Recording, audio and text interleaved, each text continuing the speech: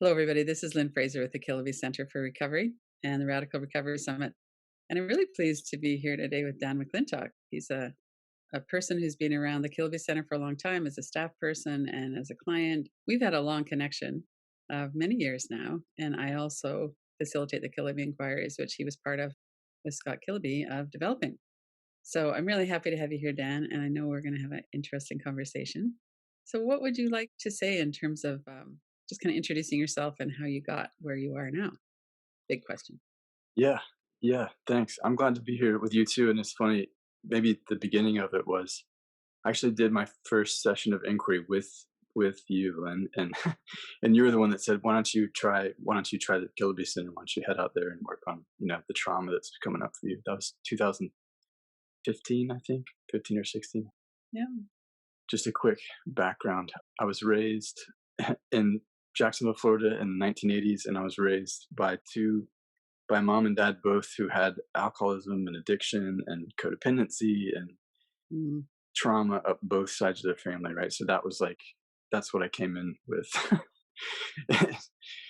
And that started to really show up for me like in my early 30s or so, Hmm. like really deeply started to. And I was having PTSD symptoms. I'd be at work and would be shaking and just real reactive to people and jumpy and all this stuff.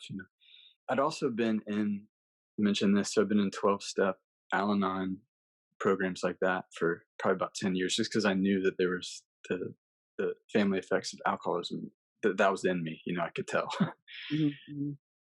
I also grew up in church, and church environment, not too fundamentalist or strict or anything, but had the church piece, had the 12-step piece, and then I had the ancestral trauma, right? The alcoholism and the addiction and stuff. And so I started to have this feeling in my early 30s where I was like, I think there's something like in the way. There's something that's like um, something that I've taken on that's like in the way is what it felt like, and it's blocking me. There's something that's in me that is blocking me from actually like being present and living and all this stuff. And so that's why people like Scott Kiloby and Eckhart Tolle and Byron Katie and Adyashanti and all these folks like really appealed to me because they were saying, well, there is something in the way, Right. you know, Yeah.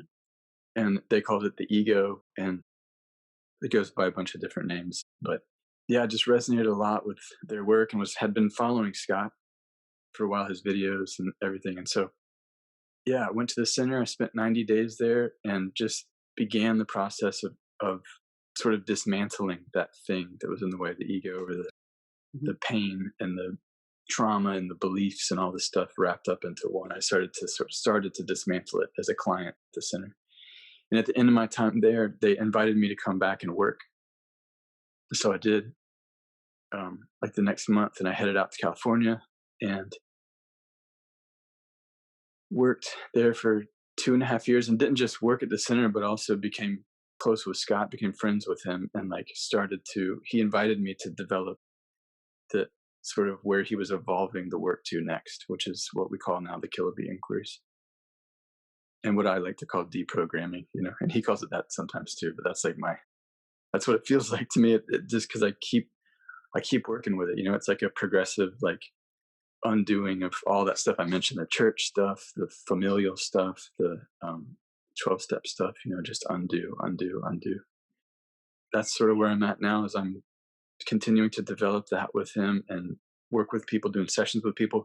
And I've just started to train folks too in the process of uh, deprogramming and teaching them, how to do that using the Kiloby inquiries. So Right. Right. What an interesting journey. yeah. The programming goes so deep that we really need a deep process to address it and to reveal it so that we can see it. Yeah. So I want to get to the Kilby inquiries in a minute, but first I wanted to talk about the drivers of addiction, the way they've been developed at the Kilby Center over the last 3-4 years. How do you see those? There's trauma, there's external pressure, those kind of those drivers that we talk about. What would you say about those? We identified them as trauma, shame, deficiency stories, external pressure. There's a number of them, but I think that's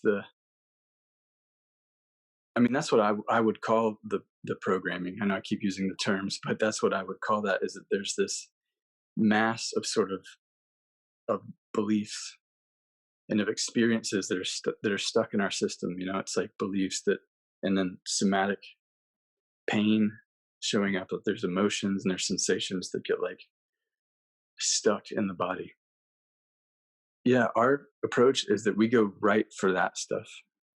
That you know, when we're dealing with addiction, that we try to go right to that and start to dismantle and undo and deprogram that, and let people work through the trauma and work through those and undo those beliefs. And, you know, and then as they do, whatever the addiction was, because the addiction just shows up, you know, I think it's like a, you know, Gabor Mate has said this and tons of people, but that it's really just like a, coping, it's a soothing or a coping mechanism. You know, it's the way, it's kind of a messed up version of self-care.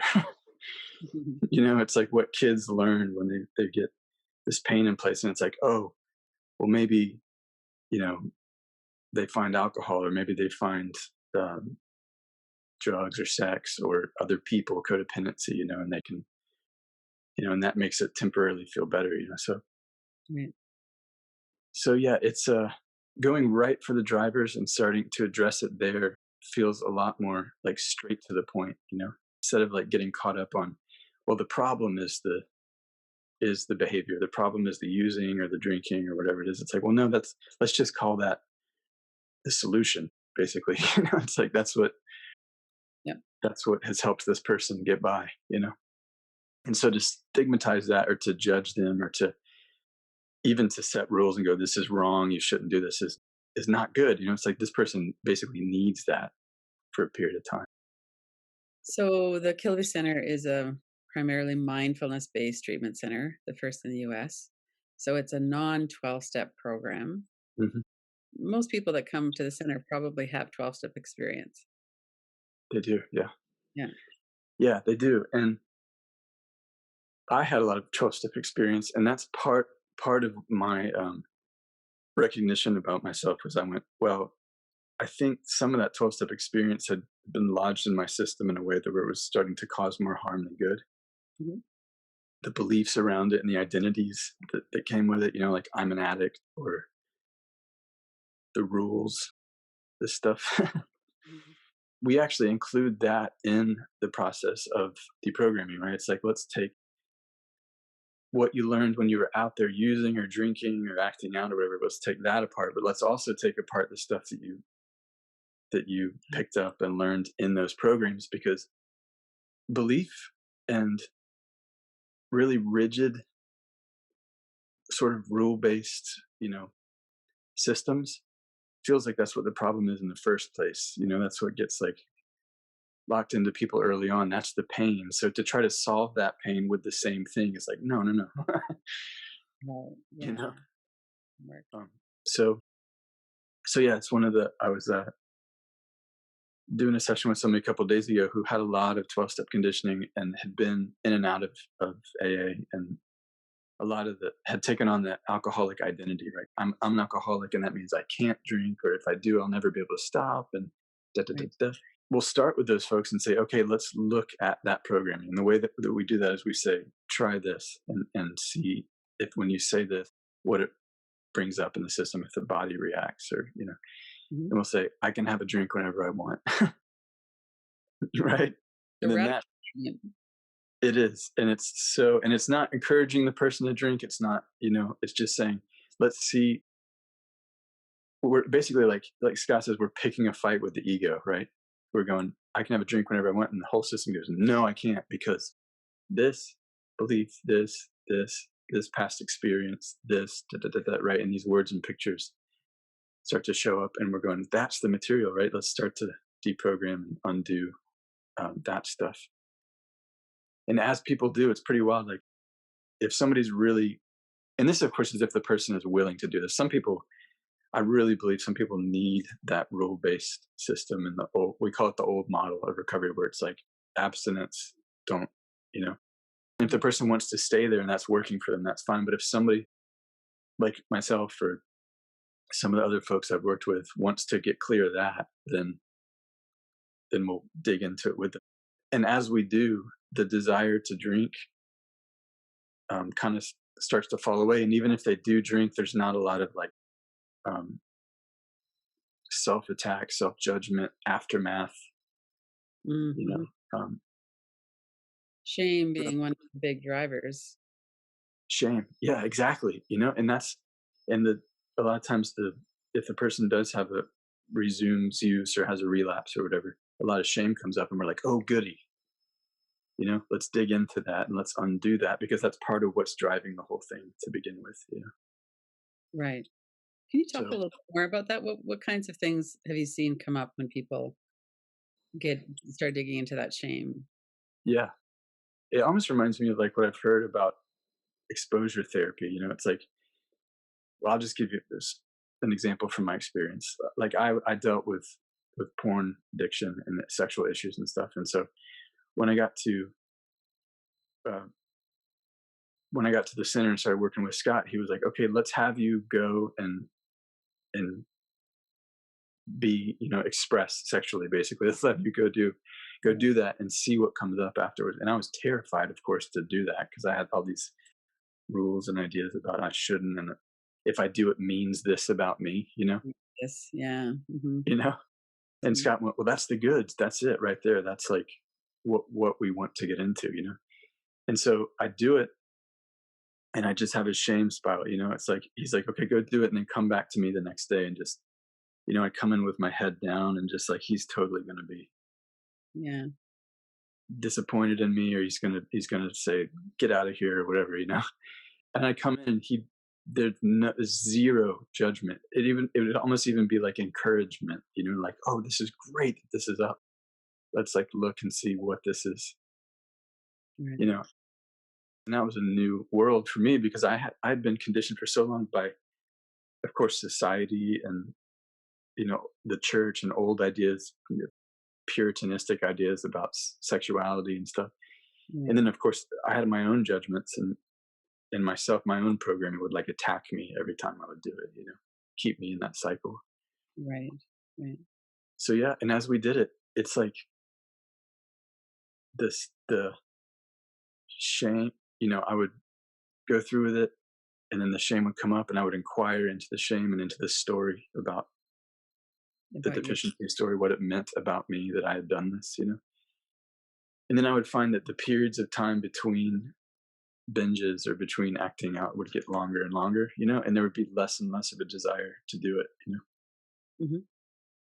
And we did that for probably a year and a half or so, and it was wild. The transition was just uh, you know So I imagine a lot of things came up from things that were unrelated to the acting out, things from your past, because it kind of opens that doorway. Shame is a big, and it's an effect of trauma, and we internalize things, we personalize things, we feel like we're bad. And yes. so when you were doing that shame work around that, was that a doorway into kind of releasing shame from all different periods of your life, your childhood, different periods as well? Yes, I had a really specific um, memory come up of being in the house church community where I was probably 4 or 5 or something. And I came down the stairs and I was standing on the landing of the stairs and I was listening, and there was a group of people in our living room that were there that were the part of this Christian community, and they were all talking the biblical stuff and Christ and unconditional love and all this.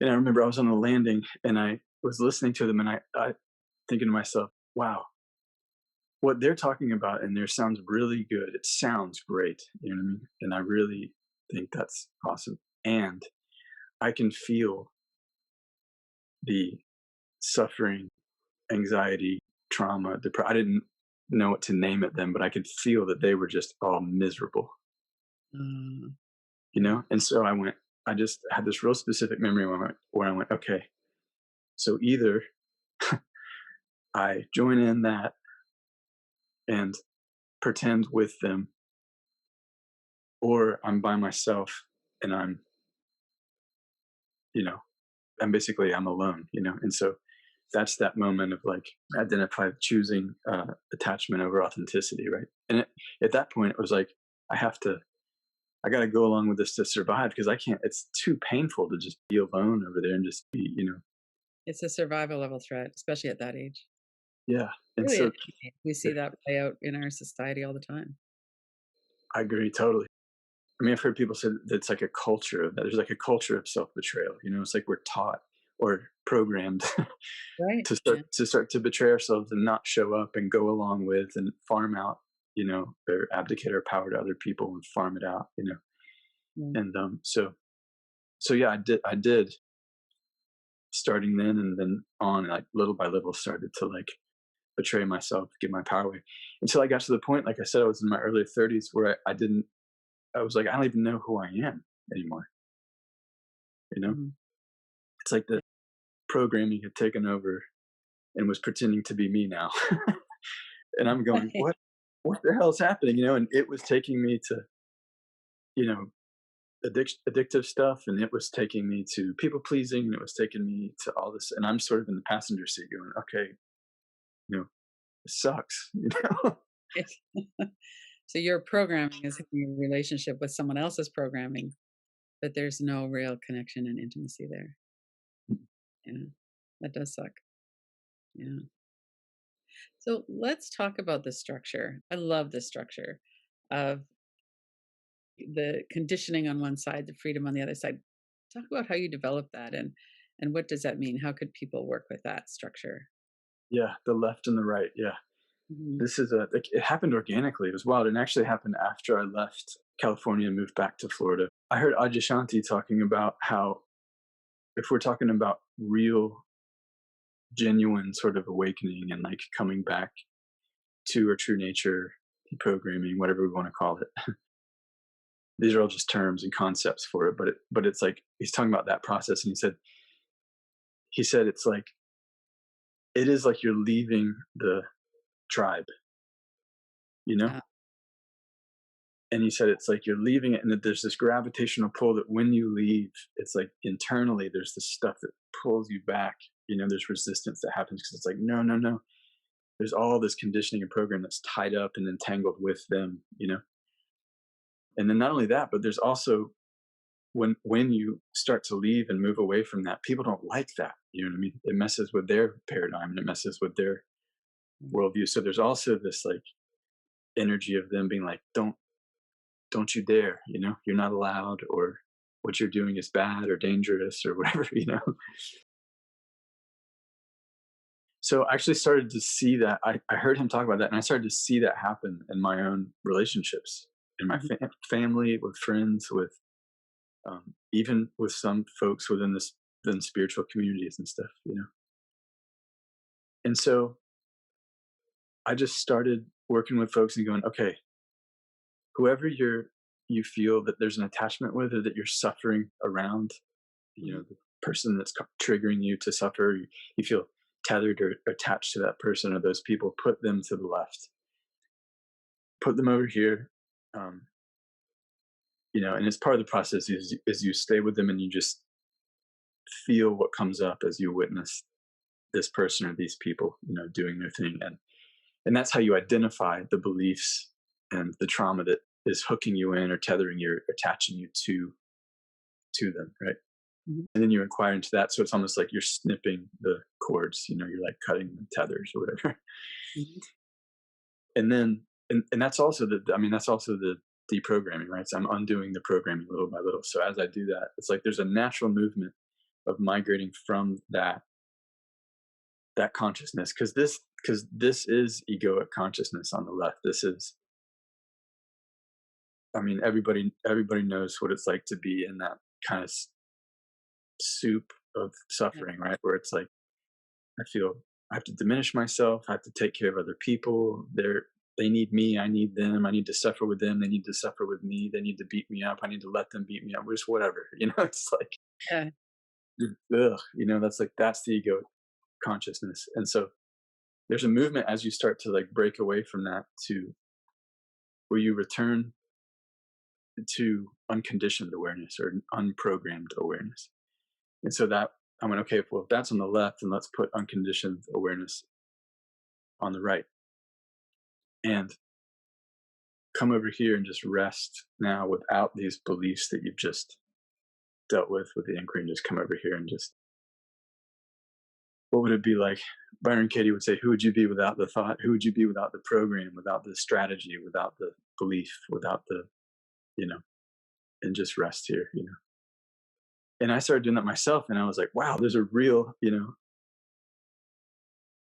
palpable like difference. It's like when I'm resting here versus when I'm like hooked in and, believing this stuff, most of which the stuff I'm believing came from, I almost would say all of it really came from that consciousness, came from the love, came from the egoic uh, consciousness, right? So it's like all secondhand information. And that's what I tell people when we start looking, is I'm like, go ahead and just start assuming that nothing that you're believing, A, is yours, or B, is as a true on an absolute level.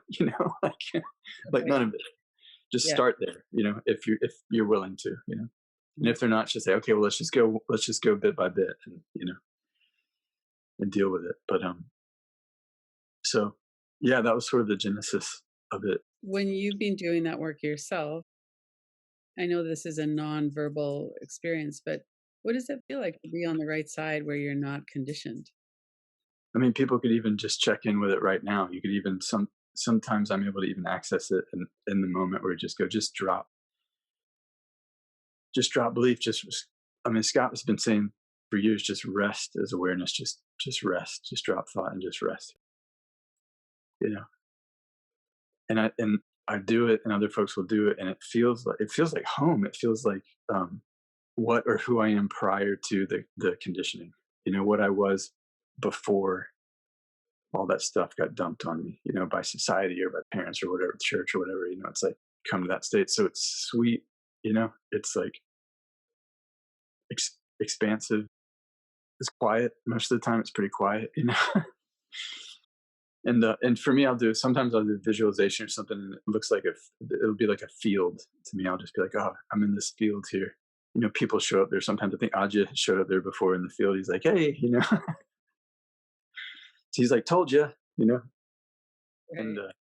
but that's the idea, is it's just like, just come back to your natural state, and that's what all those teachers that I mentioned earlier, Eckhart and them, say, is it's like enlightenment isn't some spectacular, you know, woo woo spiritual thing. It's just coming back. It's returning back to who you are, who you were to begin with. Mhm, And mhm. the deprogramming is just the process of subtraction. It's to just remove all the stuff that isn't you, and then there you are. Would you like to kind of talk about how that freedom and conditioning works in relation to the old model and the new model? We call what's on the left the old model, right? We call that egoic consciousness the old model, which is, in that consciousness is based, we found over and over again, on, of course, fear drives it all, but it's about rules. It's about external pressure, trying to impose my will on other people, or other people imposing their will on me. And it's what causes all the damage in the first place. What causes all the, like when parents are conditioned in that way by the old model, and they raise kids and they condition their kids with the old model. And it's not what they do. It's not exactly what they do. It is that too, but it's the energy with which it comes from, right? It's like it's coming from this. It's coming from pain, basically. We say when people, I'm sure everyone's experienced when someone feels like they put their pain on you, you know. Mhm. And Right. so that is sort of what we like to call the old model, and that's why in the new model of recovery, or in the new model of interaction, of life, or whatever, it's really no model. There's not a model. There's no beliefs. There's no rules. It's freedom, right? And Yeah. so it's sort of a misnomer to say it's the new model, because it's not. It's just the lack of that stuff. The lack of any, That was the old conditioning. Right. yeah, the lack of mind based and belief based, stuff. Which at this point is most stuff. Right. Yeah. Yeah. Yeah. you think about it like in the recovery world or in a lot of the clinical mental health, not all of it, but there's some stuff that's it's like, this is what this is, and you're diagnosed with this, and it means this about you, just like recovery world, you're an addict, you're this, So the dismantling of that is what we want to do with folks individually. We want to go in if the person's open to it, because it's pretty radical. You're undoing a lot of what you've learned, or you're undoing this stuff, internally. And but if they want to, we'll do that little by little and um, inquire, and just it frees the person up, Right. And I'm pretty free around sexual stuff now. I still have little things come up, little beliefs, around that, Mhm. but I'm pretty free. I'm trying to think of other areas that I'm still working with. Oh, guilt, right? Mhm. Guilt is like I'm doing something wrong, and guilt is like the anthem of the old model. It's also the currency of the old model. You know what I mean? It's like it's Right. what how people manipulate each other.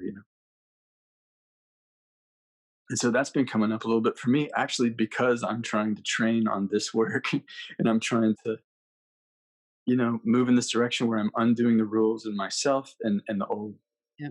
beliefs. And like I said, people don't like it. I mean, you're rearranging the furniture, that we knew you this way, and you know, this was how you're supposed to be, and you're changing that. Yeah. So let's talk about the trust that it must take. So, the way that most people look at recovery, and especially with something like heroin or a serious alcohol addiction, where people could die if they Yes. start reusing. Yep. So, what you're saying is you don't have to go by your conditioning. You don't have to, you can throw out the rules. We're going to trust that you can reuse maybe. And if you do, that you can come back. You're not going to be judged. You're going to be, we'll help you to kind of walk through that.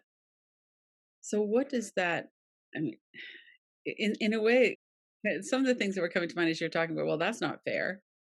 I Yeah. white knuckled it to recovery. And it's not fair that somebody else just gets to go use. But Yes. still, Yes. there's a tremendous amount of trust in ourselves.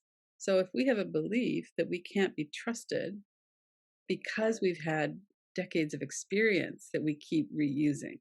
Yes. Right? So it's not like it's a false belief. It's based on real evidence, real experience. Yep. How do you work with that? How do you get from there to freedom from those beliefs? Yeah. That's beautiful. Yeah. It's so much of, well, first of all, it is case sensitive with folks. Like if somebody has an addiction that's, they're on heroin, that's something that could kill them. It's like we'll take other measures to get them detoxed, Right. and, to just get them going with it and stuff. But it's like, if the person has that desire to do this, that's the key thing. It's like, do you want to do this? This is what it looks like. And do you Right. want to? It's not black and white in a way. It's Totally. sensitive. And, Yeah. and the other key piece though is that a lot of people, like I've heard folks say, well, that's just letting somebody do what they want. And that's what they were doing to begin with. And I go, no, it's not, because they weren't inquiring to begin with. Right. That's the difference. Do you know what I mean? It's like in the new model approach or whatever, you do what you want, and then you inquire. You inquire before, during, and after the whole thing. If you have the willingness to do that during. Sometimes during, it's not easy. Right. Right. But the thing you said about self trust too, that's like, oh my God. I mean, I've done so much work around that. Like I said, that moment where I first started betraying myself and made that self betrayal is, it's so deep in so many folks. And so it's like to reverse that and to deprogram like the beliefs around that. Like we'll say to folks, like, I can trust myself completely. Just like I can have a drink whenever I want, right? I can trust myself completely. And their system goes, oh no, no, no, because this and this, and this, you know, Right. words, pictures, beliefs come up, and so that's part of the deprogramming process too, is bringing the person back into that inherent like trust of self and sovereignty, whatever term you want to use, Mm. whatever got lost. Right. So that statement, I can I can drink whenever I want, or I can trust myself, or all of those statements we say. So those are the reverse inquiries, and they're not affirmations. Can you just talk a little bit about the difference between those two things? Yeah, for sure. Yeah, because they sound like they are affirmation. Mhm. Reverse inquiry is, it's a way, it's like a tool to elicit your programming, elicit your the beliefs, the painful beliefs, or the lack beliefs, or the ones that are keeping you stuck. So it's like picking a fight with the egos, is what Scott has said before. So Mhm. I'll say, if I'm somebody that can't trust myself, I'll say, well, I can trust myself totally, utterly, completely, at all times, and the Right. body, which is where all this stuff is, it's like, that's sort of the thing I found sort of tragic and hilarious about this thing, is that I think that I believe all this stuff. I'm like, well, I believe this and this and this. But then I'm like, oh my God, no, there's so much stuff down here that I have no idea that I even believe. It's the unconscious beliefs that are just packed into the, Yeah. you know, Yeah. It's you know, shocking. Yeah. right? And so if I say like, I can trust myself completely, and in my chest it goes, oof, and it like caves in. It's like, well, that's a no. That's a clear disagreement. Right. Right. And then it's mined out like, well, no, because that time when you were on the landing as a kid, and remember this, or remember that time that you used, and then somebody, you know left you, your girlfriend left you, or whatever it was, and so it's like, Right. that's the programming that gets, um, yeah, unearthed. Yeah. And then we somehow have to develop a relationship with those parts of us that had those experiences. And back comes the unconditional acceptance and love. Because I mean, the addiction is so inherently disconnecting, as Yes. is trauma. Yep. So the difference, when you were talking about the difference, is you're not just using, you're inquiring. And then talk a little bit about the unconditional love part of it. How Yeah. does that? Okay. Totally, because that's the piece that it's like, those aspects, the little kid aspect, or the it's like that's met with the awareness, with just unconditioned awareness, which is love. It's met with that experience of what's here on the right, like, just come here and just rest as this, and meet whatever is happening in the system with that. So that connection, like with that kid inside. Yes. And he also, as the facilitator, you were talking about you would kind of slink back into the Kiloby Center with your head down. And then Scott met you completely unconditionally loving and no judgment at all. That is not an experience that's common in our culture. It was incredible. I mean, I told him a couple times, I was just like, I don't know where else I could have gone to deal with this. I'm sure there's some folks out there, but this is like unheard of. You know what I mean? Like, for there literally to be no judgment. And that's Mhm. why I'm working with folks and trying to train people in this now, because I want there to be more and more people that are able to hold that kind of space. And, you know, because the unconditional love is really no condition. You know what I mean? And it has to be Mhm. like, it has to be my experience of at least one other person doing that externally, and then they're helping me undo it internally, to where I don't have any conditions on myself anymore. You know, Right. Yeah. Right. and so I think that's why I get so jazzed about the deprogramming stuff, because it really is that, the progressive just undoing of conditions, which are beliefs, and pain driven, the conditions that, like over here in the old consciousness, is it's pain driven. It's like, I need you to be this way, I need you to not do that. you know Yeah. so Yeah. So we have experiences of being shamed, and then we begin to believe we are shameful. Experiences of not being loved and connected with, we believe we're unlovable. And yeah. so what we're doing is addressing those directly, bringing up the stored memories, experiences, stored trauma in our body. Very somatic. It's a somatic process of healing. Yes. Yeah. Yeah. Yeah. And it's hard to do that when it's like, it reminds me of church. I remember it's like, when I was in church, or it was in even 12 step or whatever, it would be like, we or God or whatever loves you, Dan, unconditionally, but on this condition, Right. or in 12 step, it was like, well, you're accepted, and you're not judged, and we accept you, and they say, well, even if Exactly. you drink, you're still accepted, but everybody in the room, and so you can feel it. There's so much judgment and rules and stuff happening, so Yeah. so anyways, Yeah. and that's not everybody in 12. That's the, I mean, if Mm. if you're listening to this and you are in 12 step, you know what I'm talking about. you know Right. Right. Yeah. and then you got to take into account that there's that, like, I didn't even know the amount of rules and conditions and stuff that I was putting on myself. I didn't even know. I kind of had this sense like, Right. man, I feel like I'm so hard on myself and attacking myself all the time. And that's the Yeah. thing I found with doing so much inquiry on that, is that that's not just happening for no reason. Exactly. you Yeah. know it's like that was taught or downloaded or programmed or whatever into me, that I need to do this stuff. And so walking that back and reversing it is the idea. Right. And a lot of that was helpful to keep us connected and attached to the people that we were counting on as we were growing up. And now it's created this cage. A Yeah. 100%, totally, yeah. And it, because a lot of those people, in my experience, I didn't even really like that much. Right.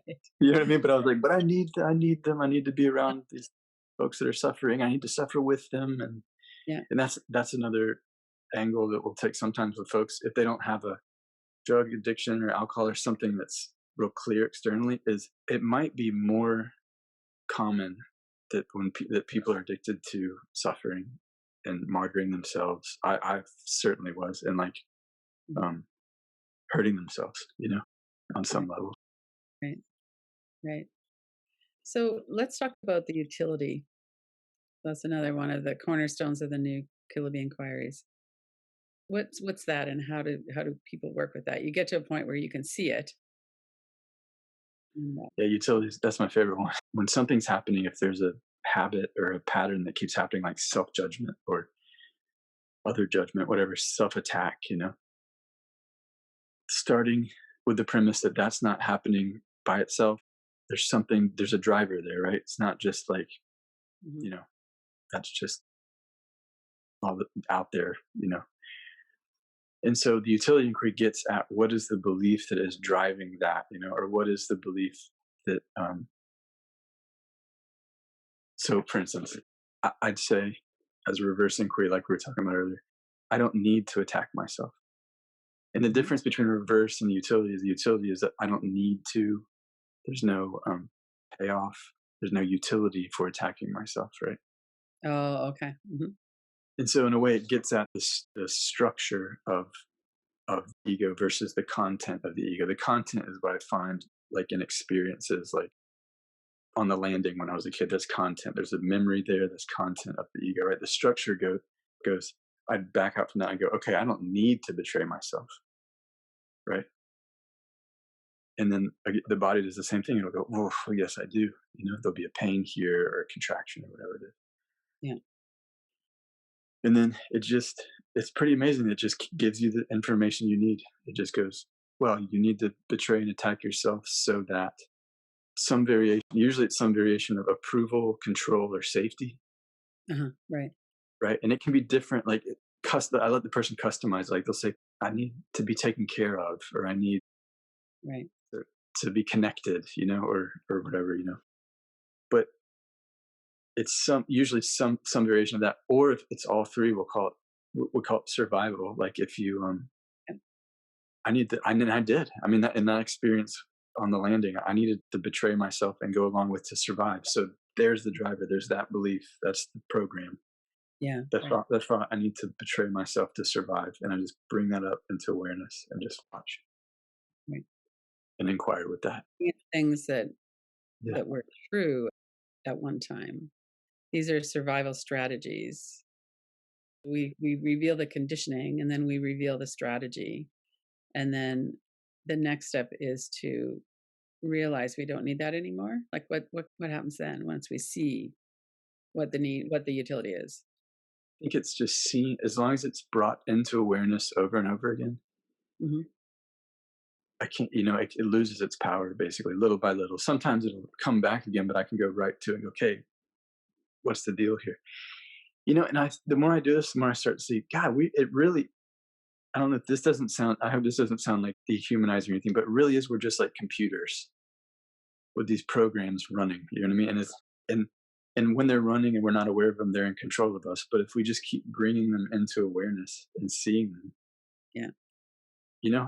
I'll do that. Like the first time I did the inquiry on that, which I need to betray myself to survive, I just saw the thought and I went, my whole system just went, holy shit. Mm, And just, yeah. and then just came over here and just rested without the thought. And so, Right. Right. Yeah. Wow. That's a powerful and it's simple in a way. There's the content is complicated yeah, and people's yeah, yeah, yeah. experience is different from each other. But it's really kind of a simple structure of we're conditioned, we have to maintain our connection with our family in order to live. So survival level threats and strategies. And then we look at it and see how conditioned and how controlled we are by that conditioning. And then we're able more to, from awareness, because it's scary to Yeah, go into the body and to look at our conditioning. And then who are we without our conditioning? there it is. How are we going to keep ourselves safe without our strategies?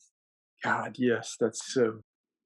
Oh, I mean, Yeah. I get chills when you say that. Actually, it's like, yeah, that's the anxiety around it. And I'll tell people like, easily the scariest thing I've ever done is this work, easily, Mm, and easily the most freeing and powerful thing I've ever done too. And coming into it, like on the front end, it's just the scariest thing ever. And then once you get in, and I'm sure you've experienced this when you facilitate right. people, but it's like once you get into it, you go, oh my God, not only is this not as horrific as I thought, but it can also kind of be fun. It's like, oh my God, like this strategy was in place and driving this thing that I've been doing for 20 years, Yeah. you know, and it starts to just settle. Yeah. So I like to try to have some, I mean, it's not like a It's not, real, it's not like a oh, party. this is awesome or anything, but it can be fun. Yeah. There's a powerful reward, though. Yeah. Yeah. Yeah. Yes. Yeah. So for people who want to know more about this, this is a whole new paradigm of recovery from trauma and addiction and of really recovering of deprogramming ourselves. So how can people get a hold of you? And in particular, if people are interested in training in this method, becoming a facilitator of this, and just talk a little bit about what you've got. And I know you and Scott are working on something right now. Why don't you talk about that too? Yeah. We're working on a book actually about the whole process, and it's going to be called "Get with Deprogram: A New Model of Recovery from Suffering" is the name of it. So we're working on that, and that's also going to be sort of the name of the trainings that we're doing with people. It's the recovery field, but it's not just addiction like you think of them. It's like, yeah, that's why we call it recovery from suffering, which is anything that's mind or belief based. Yeah. Right. Yeah. Anything that causes us to close down and suffer and stay in fear. And then we use addictions to compensate or to work with that to feel better. So if someone wants to do that training, what are their options? They can email me, D McLintock. It's DMCLINTOCK 1980, the numbers, D McLintock 1980 at gmail.com. Yeah, and I'm doing mainly trainings. I do some sessions with folks right now, but mainly trying to do the trainings so that there can be more and more folks that are equipped to train other people. And there is a lively community forming now of people who are facilitators of the Kiloby inquiries. Mhm. So that's something that people could know too, that they have a group of people to practice with and connect with. And that there's a group that's doing this now. Yeah, Kiloby Inquiries on Facebook, and I think yeah, it's on Instagram as well. Yeah. So what would you say to people who are kind of sitting here going, wow, it never occurred to me that I could do this deprogramming, or, I've been doing 12-step work for so long and I'm sober and but could this help me? Like, what would you say? I guess what I'm getting at too is there's so much suffering in the world right now. Is there hope that people can end the suffering and really enjoy their life? I think I think so. I mean, I have, and I know other people that are doing it too, and it's like I definitely think so. And I think what I'd say to folks that are in a place like that is, if it feels like you're participating in your own diminishment, or you're keeping yourself small, or you have to follow rules in order to dot dot dot whatever it is, Mhm. that's not, it's unnecessary.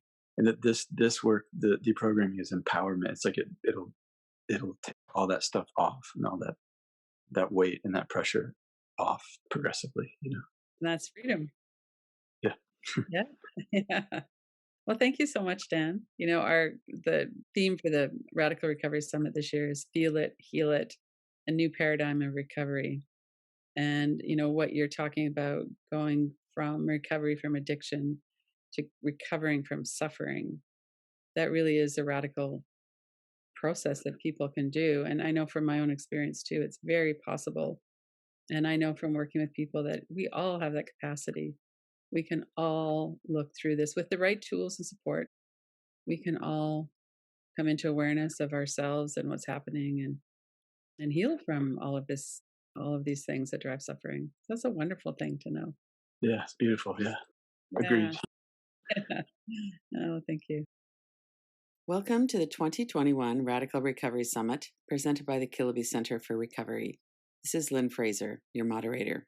This year, our theme is Feel It, Heal It, a new paradigm of recovery, featuring a diverse group of thought leaders and innovators, people who are working on the ground in the new field of addiction recovery. Go to radicalrecoverysummit.com to sign up and watch free.